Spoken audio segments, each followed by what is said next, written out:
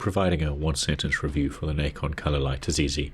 It's a transparent, designed for Xbox Pro Compact model, with 6 customizable color zones and many of the same pros and cons.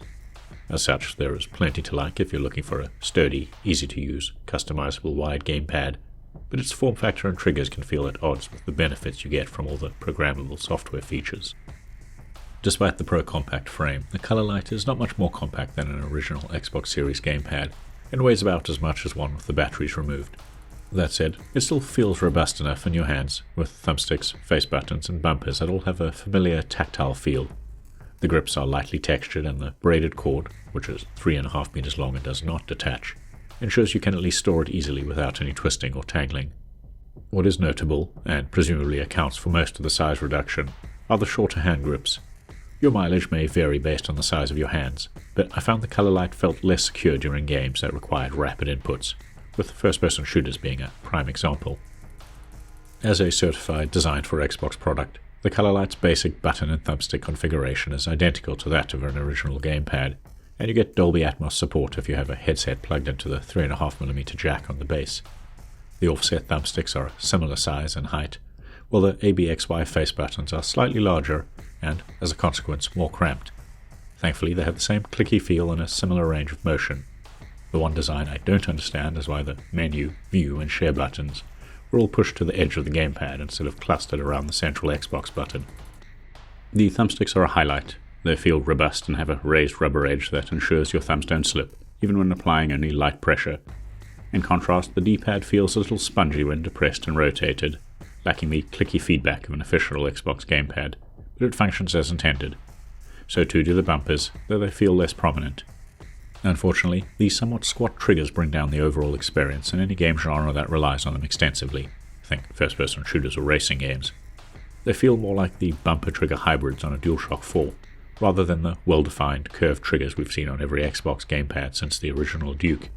They're sturdy, they get the job done, but it always felt like my fingers were close to slipping off during hectic gameplay sessions. With the form factor out the way, the next element to discuss is the Colorlight's programmable software and unique lighting options that you typically only see with premium-priced gamepads. Unsurprisingly, it uses the basic Pro Compact app, which is simple to use and offers excellent presets, just with extra settings to customize the RGB lighting.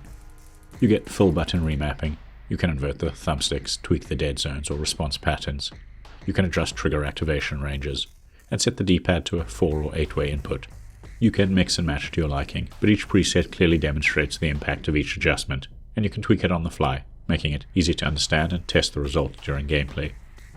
What is unique to the Colorlight is a tab dedicated to tweaking the color and behavior of the 6 LED lights. If you're boring like me, you can just pick a single color and brightness level, or you can tweak each LED individually to create a unique arrangement of colors with different behaviors.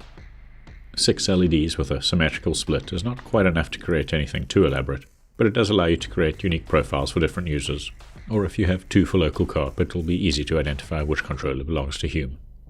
On the back of the gamepad, you'll find one button to cycle through a basic set of colors, while another input toggles it into advanced mode, which is when you're using the software interface.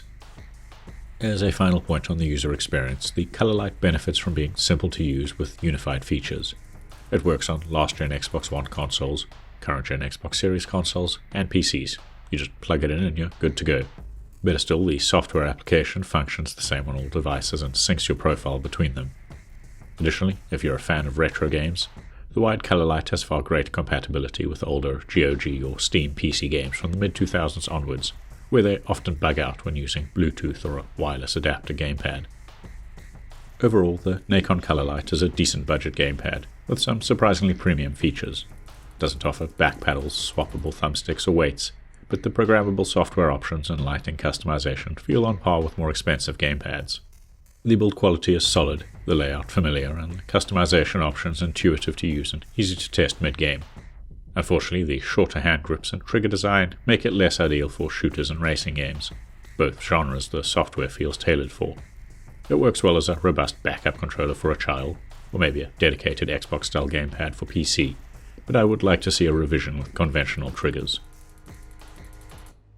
If you've got this far, please consider giving the video a like and maybe subscribing to our channel as it helps us grow.